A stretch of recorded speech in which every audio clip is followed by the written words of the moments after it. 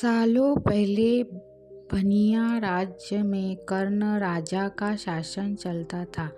राजा का दिल बहुत साफ था। वह हर त्योहार के दिन लोगों को दान देते थे। इस साल भी एक त्योहार के अवसर पर राजमहल में दान लेने वालों की भीड़ लग गई। राजा ने सबको भर भर कर दान दिया। अंत में कमर को झुकाते हुए एक महिला राजा के पास दान लेने के लिए पहुंची, लेकिन तब तक राजा के पास दान के लिए कुछ भी नहीं बचा। राजा ने तुरंत अपने गले से हीरे का हार निकालकर उस महिला को दे दिया। वह महिला राजा के सिर पर हाथ फेरते हुए आशीर्वाद देकर चली गई। अगले दिन राजा अपने बगीचे में बैठकर सोच रहे थे कि मेरे जीवन में एक पुत्र की कमी है। भगवान ने मुझे सब कुछ दिया, लेकिन पुत्र सुख पता नहीं क्यों दिया। तभी राजा के गोद में एक आम आकर गिरा। राजा इधर उधर देखने लगे। उनके मन में हुआ कि आखिर यह आम मेरी गोद में आया कैसे। तभी कुछ देर बाद उन्हें बहुत सारी परियां दिखी। उन सभी परियों में से एक नीली आंखों वाली परी राजा के सामने आई और बोलने लगी कि इस आम को अपनी पत्नी को दे देना। वह आम तुम्हें पुत्र रत्न देगा। इससे खाने के 9 महीने बाद ही तुम्हारी पत्नी माँ बन जाएगी।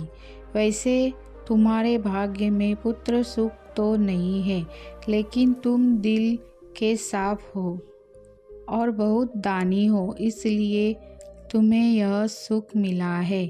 बस यह सुख तुम्हें सिर्फ 21 साल तक मिलेगा। जैसे ही तुम्हारे बेटे की शादी होगी, उसकी मौत हो जाएगी। राजा ने दुखी मन से नीली आंखों वाली परी से पूछा, क्या इसका कोई उपाय नहीं है? परी ने कहा, राजन, कल मैं कमर झुकाते हुए एक साधारण महिला के रूप में तुम्हारे दरबार में दान लेने के लिए आई थी।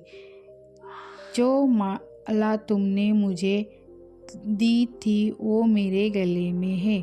तुम्हारे इस कर्म और दूसरों की मदद करने की भावना के कारण मैं तुम्हें पुत्र का आशीर्वाद देने के लिए आई हूँ, लेकिन तुम्हारा बेटा 21 साल से ज़्यादा नहीं जी पाएगा।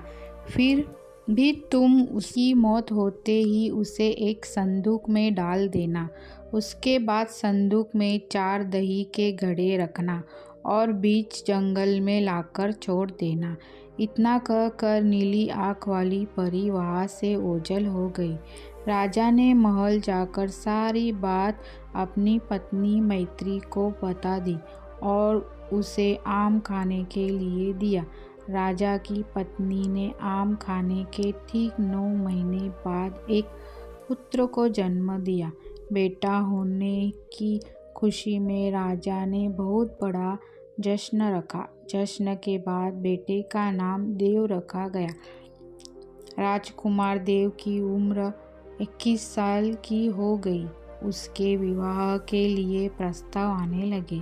राजा ने एक बुद्धिमान लड़की वत्सला से अपने बेटे की शादी करा दी।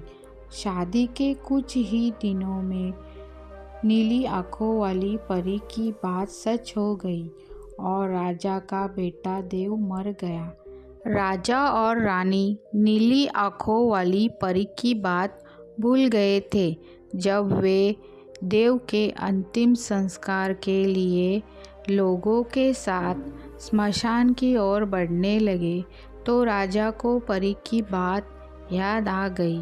तुरंत राजा ने सबको एक बड़ा सा संदूक और 4 दही के घड़े लाने के लिए कहा। संदूक आते ही राजा ने भारी मन से अपने बेटे को उसमें डाला और दही के 4 घड़े भी रख दिए। उसके बाद राजा ने अपने सैनिकों की मदद से उस घड़े को घने जंगल के बीच में रख दिया। वहाँ से लौटने के बाद राजा का मन किसी काम में नहीं लगा। कुछ समय बाद देव की पत्नी अपने मायके चली गई। समय बीता और देव की मृत्यु को 1 साल हो गया। देव की पत्नी वत्सला के घर में एक बूढ़ा आदमी खाना मांगने के लिए पहुंचा। उसने बड़े प्यार से उसे खाना खिलाया।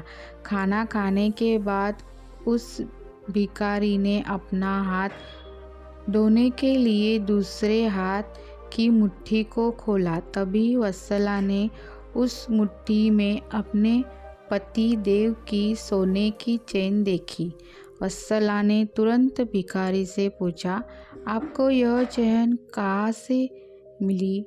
यह मेरे पति की है, जिन्हें संदूक में बंद करके जंगल के बीच रखा गया था। भिखारी ने डरते हुए कहा, हाँ, मैंने वह चेन उसी संदूक से निकाली है।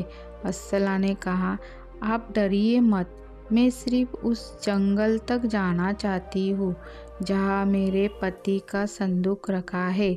भिखारी ने कहा, यह भयानक जंगल है, मैं आपको वहाँ तक नहीं लेकर जा पाऊँगा। हाँ, आप चाहो तो मैं आपको उस संदूक से थोड़ी दूर ले जाकर छोड़ सकता हूँ। वत्सला तेजी से भिखारी के साथ जंगल तक पहुंची। घने जंगल से पहले ही भिखारी वहां से चला गया। फिर वत्सला अकेले अपने पति के संदूक को ढूंढने के लिए निकल पड़ी। वहां जाकर उसने अजीब सी चीजें देखी। उस संदूक के पास बहुत सारी परियां थी। वत्सला पेड़ के पीछे छुपकर उन्हें देखने लगी।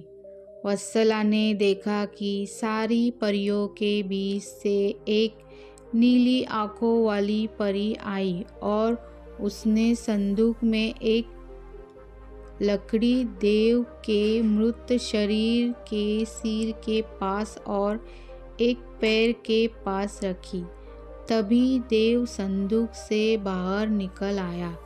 परियों ने देव को मिठाई खिलाई और दोबारा संदूक के अंदर डालकर लकड़ियों की स्थिति बदल दी।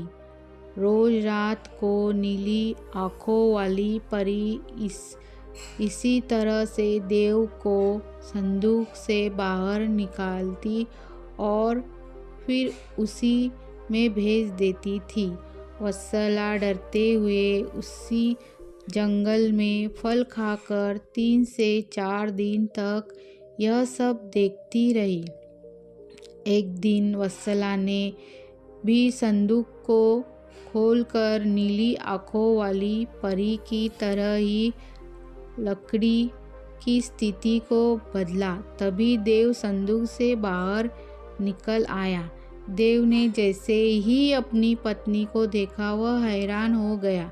देव कुछ बोल ही रहा था कि अचानक वत्सला बोल पड़ी, मैं आपको इस जंगल में इसी स्थिति में रहने नहीं दूंगी, आपको मेरे साथ चलना होगा।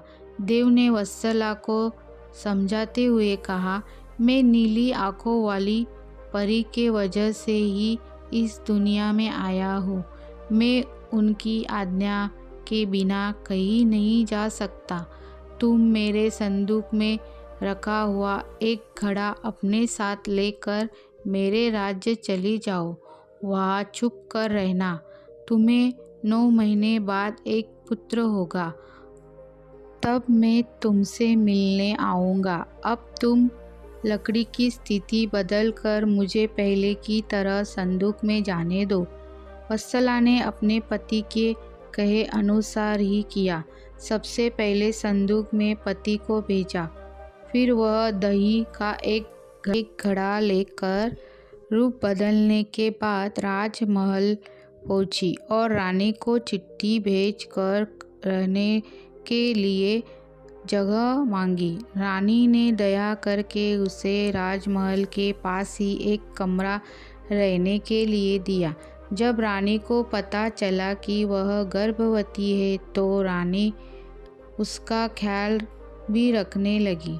जब वत्सला ने बच्चे को जन्म दे दिया तो देव उससे मिलने के लिए आया। उस समय रानी पास से ही गुजर रही थी। उन्होंने तुरंत अपने बेटे को पहचान लिया। रानी सीधे देव के पास पहुंची और पूछने लगी, यह तुम्हारी पत्नी है, यह तुम्हारा पुत्र है, तुम जीवित हो, अब मैं तुम्हें कहीं नहीं जाने दूंगी।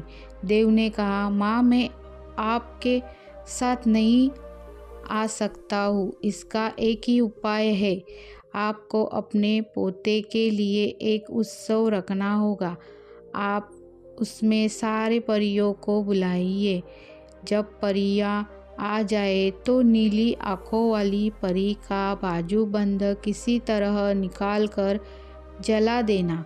उसके बाद नीली आंखों वाली परी से मेरे जीवन का वरदान मांग लेना। इतना कहकर राजकुमार देव वहाँ से चला गया। उसकी माँ ने दुखी मन से उसे विदा किया। कुछ ही दिनों में रानी मैत्री ने अपने बेटे देव के कहे अनुसार जश्न रखा और सारी परियों को भी बुलाया। सभी जश्न में डूबे हुए थे। तभी रानी मैत्री का पोता रोने लगा। रोते बच्चे को देखकर नीली आंखों वाली परी ने उसे अपनी गोद में उठा लिया। तभी रानी मैत्री ने परी से कहा, देखिए ना, इसे आपका बाजूबंद पसंद आ गया है। तभी तो आपके पास आते ही इसने रोना बंद कर दिया। क्या आप कुछ देर के लिए अपना बाजूबंद इसे खेलने के लिए दे देगी? परी ने तुरंत अपना बाजूबंद उस बच्चे को दे दिया। रानी मैत्री को इसी मौके का इंतजार था। उसने सबकी नज़रें बचाते हुए उस बाजूबंद को आग में डाल दिया। नीली आंखों वाली परी ने अपने जलते बाजूबंद को देखकर रानी मैत्री से पूछा, आपने यह क्या किया? अब हम आपके बेटे देव को अपने पास उस जंगल में नहीं रख पाएंगे। यह सुनते ही रानी मैत्री ने रोते हुए परी से प्रार्थना की। उन्होंने कहा, आपकी कृपा से मुझे बेटा हुआ था, अब आपको ही कृपा करके मेरा बेटा लौटाना होगा। मैं आपसे अपने बेटे देव की भीख मांगती हूँ। नीली आंखों वाली परी को माँ का प्यार देखकर दया आ गई और उन्हें आशीर्वाद दे दिया। परी के आशीर्वाद से राजकुमार देव संदूक से निकलकर घर लौट आया। राजकुमार अपने परिवार के साथ खुशी खुशी रहने लगा।